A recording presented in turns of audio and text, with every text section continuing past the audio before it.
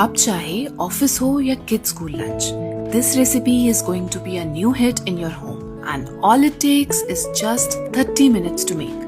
15 minutes the night before or 15 minutes morning में to make this super tasty soya chana dal tikki. And trust me, it's so soft and melt in mouth that you won't stop at one. हाँ, high protein है तो filling तो है. So save the video in your collection of snacks right away, as this is a must have.